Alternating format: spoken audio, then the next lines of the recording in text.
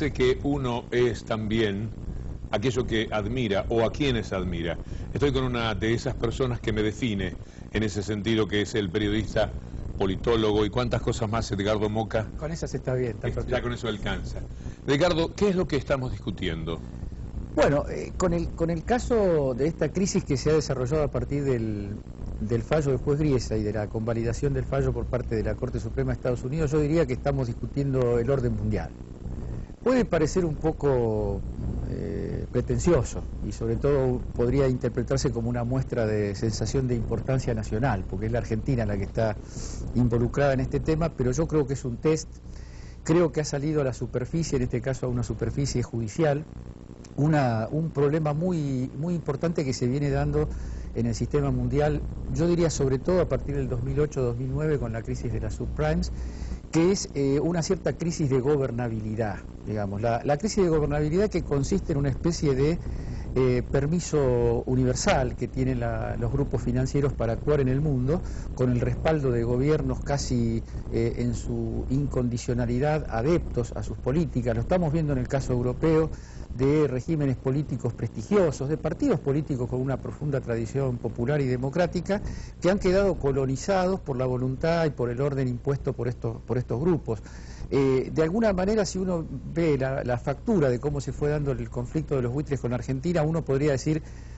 haciendo una imagen un poco brutal, que Singer parece tener más poder que Obama en los Estados Unidos y que en general las clases políticas, las encargadas de administrar la gobernabilidad del sistema capitalista global, están defeccionando a manos de los poderes económicos. Entonces, si llegara a prosperar, yo tengo una fe enorme, Víctor Hugo, que esto, con la presión, con la movilización estatal, popular, en los países que vienen apoyando a Argentina, se le puede encontrar una solución razonable. Pero si se insistiera en una solución irracional, en una solución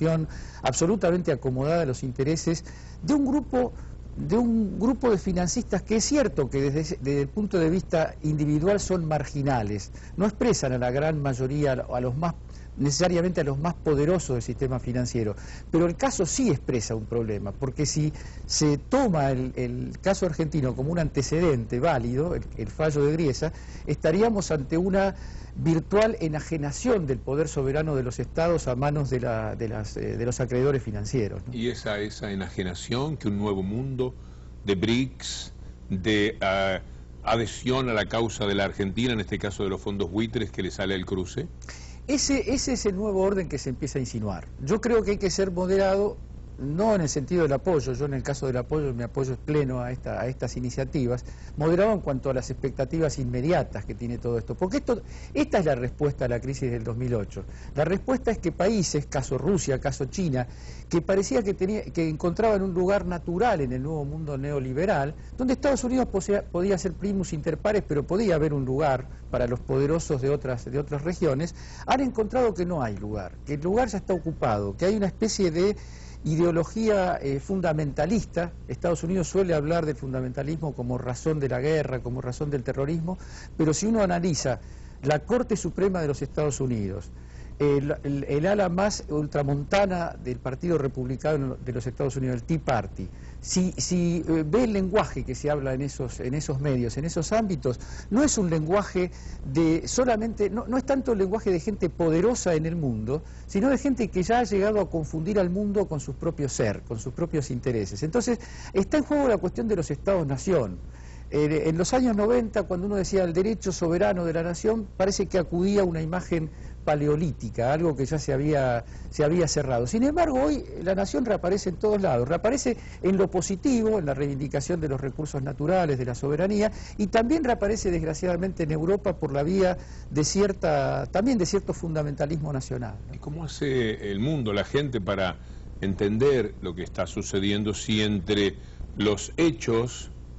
entre esa realidad tangible y las soluciones que pudieran registrarse, tenemos nada menos que a los medios de comunicación?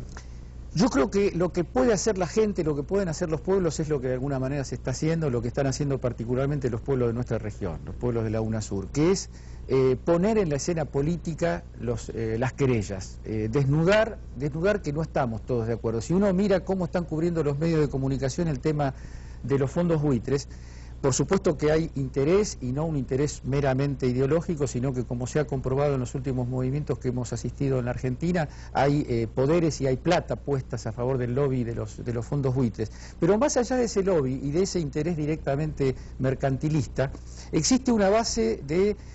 fundamento, una idea sobre el mundo, que es una idea que está anclada en los años 90, que está anclada en la época que ahora van a ser 25 años de la caída del muro de Berlín y la especie de aparición de una Pax imperial donde no iba a pasar nada, donde ya estaba todo repartido, estaban las cartas claras. En Argentina en ese momento el gobierno de turno, los dos gobiernos de turno de esa época, sostuvieron que el único lugar viable para la Argentina era como furgón de cola de los grandes intereses de Estados Unidos. Bueno, esa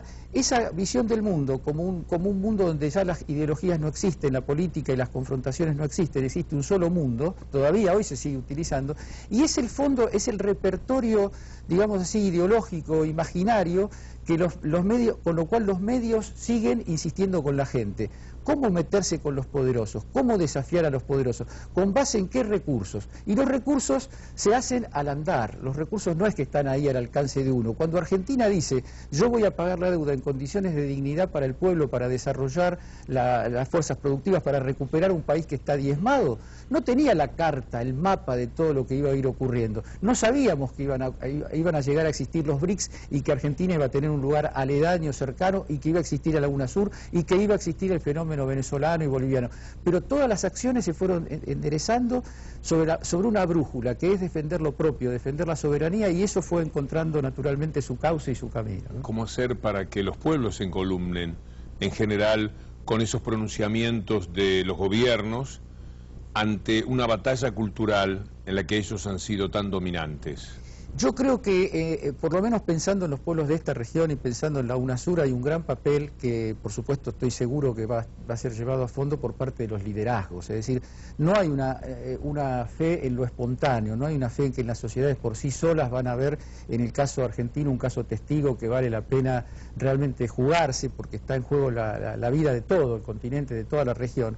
sino que los liderazgos, uno piensa, vio las caras de los líderes de la UNASUR en la reunión reciente con los BRICS, vio la cara de Dilma, la cara de Maduro, la cara de todos los que participaron, y la convicción que se ha ido conformando en estos años de que no hay un destino para Ecuador o para Venezuela o para Bolivia o para Argentina por sí solo. No hay la amistad de cualquiera de nosotros con los poderosos y desde ahí pretender sacar ventajas, sacar tajada de esa posición estratégica mejor, como alguna vez el propio gobierno argentino de los 90 especuló. La única carta de salvación nuestra es la unidad latinoamericana, la única carta es la continuidad y la profundización de los proyectos transformadores populares, que no la están pasando nada sencillas. No la están pasando nada sencilla, y no es casual, porque para los poderosos de la tierra lo que está ocurriendo aquí es una anomalía. No le perdonan ni siquiera a Dilma Rousseff, que es una posición verdaderamente sensata, además propia de un país que integra ya, que es un actor global. No le perdonan la más mínima solidaridad con los pueblos, con los países que buscan otro camino, que no es un camino como el de hace 25 años en la época de la Guerra Fría, con una cartografía rígida, que ya se sabe que se va hacia allá o hacia el otro lado, sino que es un camino que se hace al andar, se hace con la experiencia de no dejar que nos pisoteen, de no dejar que nos arrinconen, de unirnos para evitarlo. No obstante, advierto una dosis de esperanza importante en tu discurso. Sí, la esperanza tiene que ver con la tendencia, Víctor Hugo, porque si uno tomaba estas cosas a fines del siglo XX, el panorama era desolador. El panorama era este mismo, pero multiplicado por la ausencia de alternativas y por la ausencia de liderazgos. Cuando yo reconozco que tengo fe, no lo hago, no lo digo en un sentido de seguridad pretenciosa o altanera. Lo digo porque el movimiento que está ocurriendo en el mundo, que China y Rusia vengan la misma semana a la Argentina, que haya acuerdos de sostén de las reservas internacionales de la Argentina para estabilizar la moneda, que haya acuerdos de orden energético, de producción y demás con países donde vive un porcentaje altísimo del planeta, me hace pensar que no estamos solos y que estamos bajo liderazgos con los que se puede realmente confiar, ¿no? Gracias por ayudarnos a entender y por dejar también una semilla de esperanza. Muchas gracias a ustedes. Gracias, Edgardo Moca. Amigos, nos reencontramos la próxima semana en Voces de Cambio y será un verdadero gusto hablar de nuestra América Latina profunda y buscar caminos buscar de alguna forma en nosotros mismos la posibilidad de que esas voces de cambio lo produzcan de verdad. Hasta la próxima, Dios mediante.